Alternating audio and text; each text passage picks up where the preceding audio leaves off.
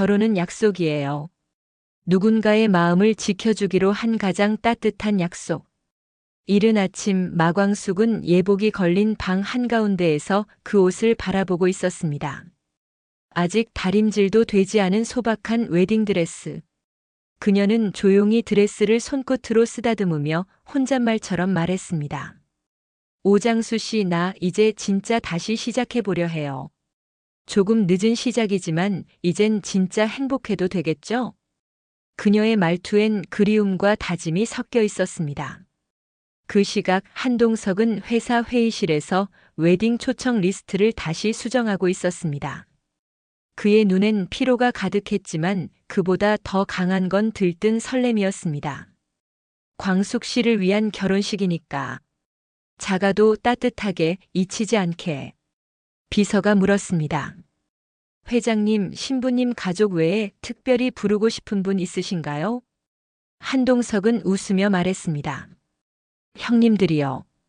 이제는 진짜 가족이 될 사람들이니까. 한편 독고탁은 집 앞 벤치에 앉아 조용히 담배를 피우고 있었습니다. 가슴속엔 여전히 주총의 충격이 남아 있었습니다. 내가 이 나이에 회사에서 쫓겨나다니.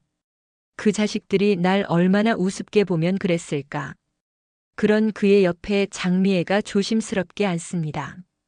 탁씨, 우리 다시 시작할 수 있어요. 이렇게 주저앉을 사람 아니잖아요. 탁은 씁쓸하게 웃으며 말합니다. 당신도 그렇게 생각하나 보네. 나한텐 회사가 전부였는데 지금은 그냥 남아도는 시간뿐이야. 조용히 말합니다. 그 남은 시간 당신 딸과 아들한테 한번 써보면 어때요? 탁은 고개를 들고 장미애를 바라봅니다. 그녀의 눈엔 어색하지만 분명한 진심이 담겨 있었습니다. 그날 오후 술도가 안채에서는 흥수와 옥분이 나란히 앉아 있었습니다. 옥분은 TV에서 리안이 또다시 흥수와의 열애설을 언급하는 걸 보고는 눈살을 찌푸렸습니다. 오빠, 솔직히 말해. 아직 연락해? 흥수는 놀라며 고개를 저었습니다. 무슨 소리야? 끊었어. 진짜야. 옥부는 팔짱을 끼며 말했습니다. 그럼 왜 자꾸 검색어에 둘이 같이 나와? 내가 바보야? 내가 형수 결혼식엔 당당히 웃고 싶어. 근데 지금 마음이 그래? 흥수는 한참을 고민하다 말합니다. 나 리안한테 정리하자고 마지막으로 말하러 갈 거야. 앞으로는 내 눈치 안 보게. 내 마음엔 너 하나뿐이라는 걸 보여줄게. 그 시각 병원 한쪽. 박정수는 기억력 저하 테스트를 받고 있었습니다. 마광숙은 그 옆에 앉아 조용히 손을 잡고 있었습니다. 장모님 힘드시죠? 정수는 고개를 저으며 말합니다. 아니야. 내가 있어서 덜 무서워. 치매는 점점 기억을 잃어가지만 너한텐 고맙다는 기억은 계속 남을 거야. 광숙은 눈가를 닦으며 웃었습니다. 잊으셔도 괜찮아요. 전 장모님 기억에 남기보다 마음에 남고 싶어요. 다음 날 시동생들이 한자리에 모입니다. 결혼식 준비를 함께 도우려는 모임이었지만 분위기는 묘하게 가라앉아 있었습니다. 오천수는 말합니다. 형수님이 진짜 결혼하신다니 마음이 좀 그렇네. 오흥수는 그러게. 나 아직도 믿기지 않아. 라고 덧붙입니다. 그때 오범수가 들어오며 말합니다. 우리가 뭘 해야 할지 알겠지? 서운하다고 삐칠 나이 지났잖아. 진짜 축하해줘야지. 형수님이 행복하면 우리도 행복한 거야. 다들 고개를 끄덕이며 다시 웃음을 되찾습니다. 밤이 깊어가는 술도가 마광숙은 혼자 정원을 걷다 벤치에 앉습니다. 그녀의 손엔 오장수와 함께 찍은 오래된 사진이 있습니다. 오장수 씨, 나 이제 새로운 사람 손을 잡고 걸어가려고 해요.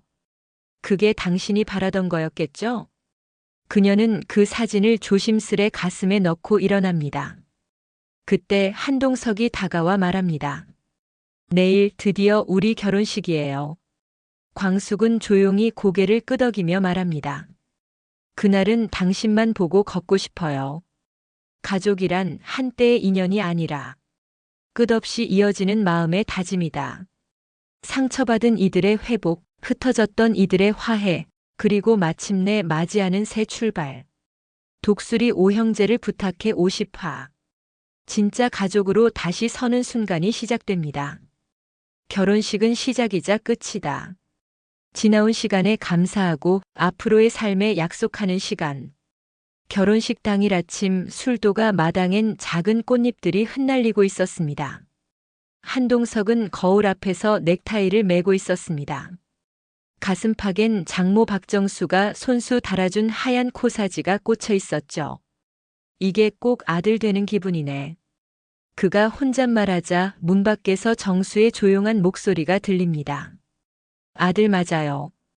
광숙이가 당신을 믿는 만큼 나도 당신 믿어요. 그 말에 동석은 천천히 미소 지었습니다. 반면 마광숙은 조용히 화장대 앞에 앉아 있었습니다. 머리에 얹어진 면사포가 낯설었지만 거울 속 그녀의 눈빛은 평온했습니다. 그녀의 옆에는 옥분이 손수 만든 꽃다발을 들고 서 있었습니다. 언니, 이거 진짜 정성껏 만들었어요. 리안 스타일 아니고 우리 스타일로. 광숙은 꽃을 받아들며 웃었습니다. 너 진짜 장하다. 내가 내 형수였던 시간이 참 좋았다. 이제는 그냥 언니예요. 두 사람은 서로의 손을 꼭 잡습니다. 오래된 슬픔 위에 새로운 온기가 덧이 펴지고 있었습니다. 결혼식장은 술도가의 정원. 햇살이 가득한 오후 가족과 가까운 사람들만 초대된 소박한 예식이 시작됩니다. 현악 삼중주의 잔잔한 선율이 흐르고 한동석이 먼저 입장합니다. 그 뒤를 이어 광숙이 걸어옵니다. 한 걸음 한 걸음 망설임 없는 발걸음.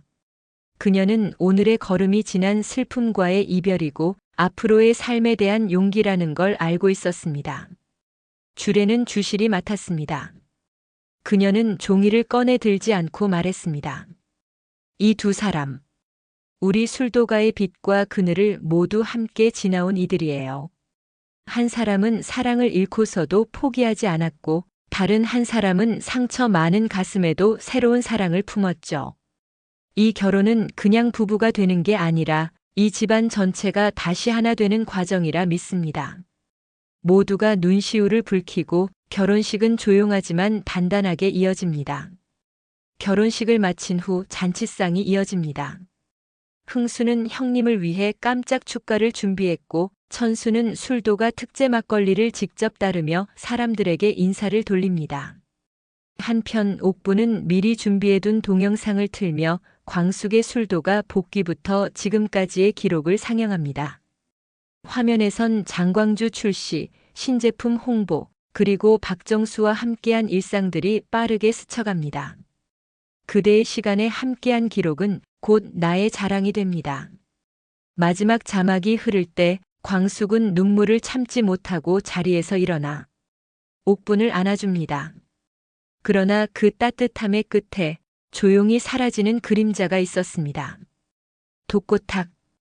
그는 누구보다 먼저 자리를 뜨고 술도가 지하 창고로 내려가 혼자 앉아 있었습니다.